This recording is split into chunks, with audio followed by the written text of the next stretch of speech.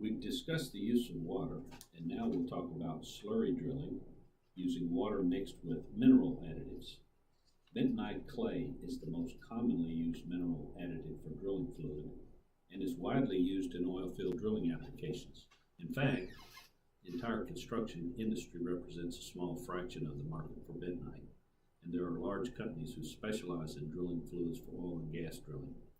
By comparison, the characteristics of the bentonite slurry that's used in construction is relatively simple. Bentonite is a clay composed primarily of montmorillonite clay minerals, which have the characteristic that they can absorb water to many times its own weight. You see in these electron microphotographs a common kaolinite clay on the left. This is the type not used for drilling slurry, and the montmorillonite on the right. Notice that the scale of the montmorillonite photo is 10 times larger than the kaolinite.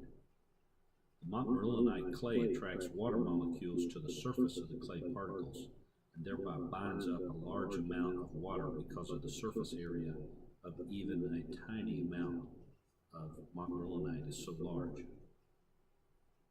When added to water, relatively small amounts of bentonite form a colloidal mixture referred to as a bentonite slurry, with the effect of increasing the viscosity of the fluid over that of water, along with a small increase in unit weight.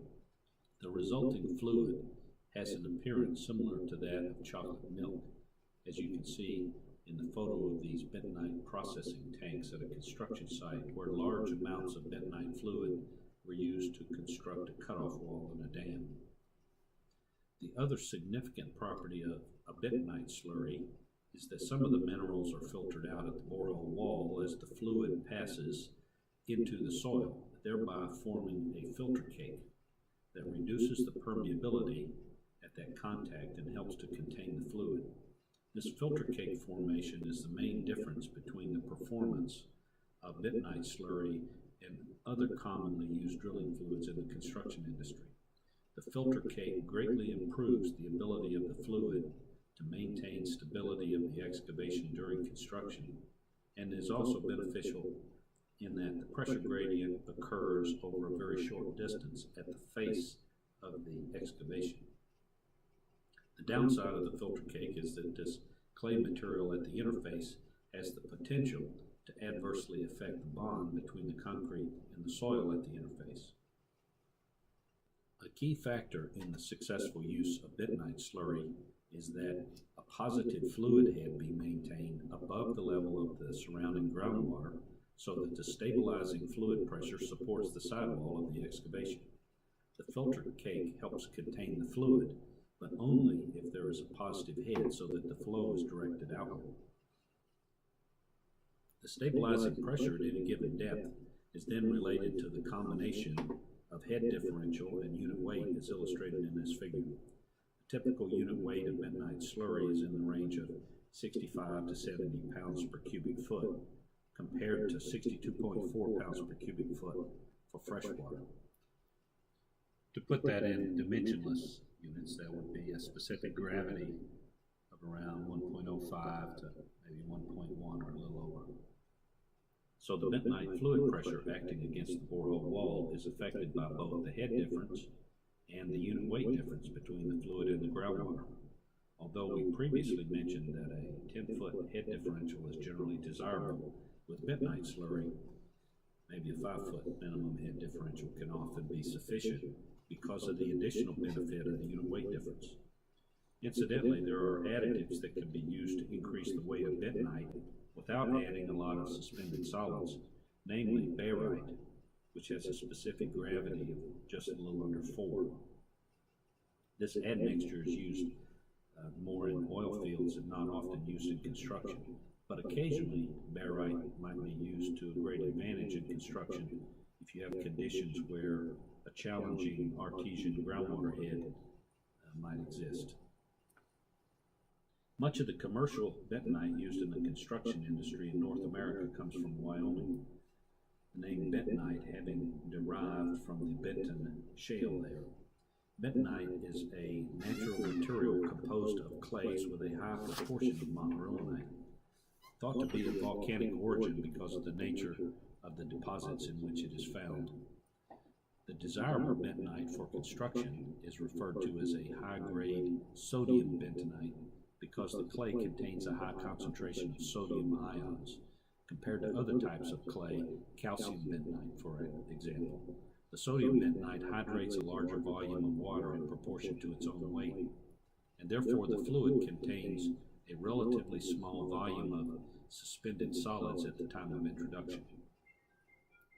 Prior to introduction into the excavation, bentonite slurry must be thoroughly mixed with vigorous shearing and also allowed time for the bentonite to hydrate the water, typically a minimum of 24 hours. Besides using the product efficiently, this process also minimizes the unmixed clay in the suspension. A lot of unmixed clay could result in the fluid getting thicker, materials in suspension that could contaminate the concrete or lead to excessive buildup of thick filter cake at the borehole wall. And buildup of a thick filter cake has a detrimental effect on the side resistance for foundation elements. So this photo shows mixing tank. You can see the bags of bentonite stacked nearby, the pump for circulating the fluid on top of the mixing tank, and a couple of additional tanks for holding the fluid, storage, handling, etc. Because of the concern about potential detrimental effects of excess filter cake thickness, the exposure time of the excavation should be limited prior to placement of concrete. This may not be much of an issue on smaller drilled shafts where excavation and concrete placement can be completed in the same day, but it certainly can be a consideration in larger diameter or deeper holes that are left open under bentonite slurry overnight. If the excavation cannot be completed and concrete placement commenced within a few hours, it may be necessary to take active measures to remove filter cake buildup with special tools such as the bucket equipped with a sidewall wire brush shown here, or an auger with protruding teeth around the perimeter. The final clean out of the hole must then be completed and the rebar placed and the concrete placement begun in a timely manner. The slurry must be cleaned prior to concrete placement because the excavated soils will become mixed up with and suspended by the slurry during the drilling operations. In the photo on the right, you can see an airlift pump being used to remove heavy slurry from the bottom of the hole and pump it to a treatment unit while the fresh slurry is pumped back into the top. The hydraulic pump there on the left is used for the same purpose. Even if you've used a clean-out bucket to clean the bottom, it's necessary to clean the slurry itself because excessive suspended soils can settle out onto the base of the excavation after the bottom of the hole has been otherwise completed and cleaned and inspected, and it can settle out during the time for placement of the reinforcement. Excess suspended soils can also tend to settle onto the fluid concrete during concrete placement, leading to entrapped pockets of sand within the completed drilled shaft. A small amount of suspended material will generally remain in suspension during concrete placement, particularly for a smaller shaft where the concrete placement time may only take an hour or less. For a large and deep drilled shaft where concrete placement may require several hours or longer, the slurry must be cleaned to a greater degree. Cleaning of mineral slurry is performed by processing the fluid through a desanding unit, as shown in this photo.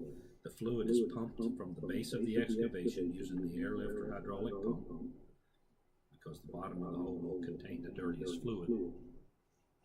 And then it's circulated through this plant, while fresh, clean slurry is added at the top of the excavation.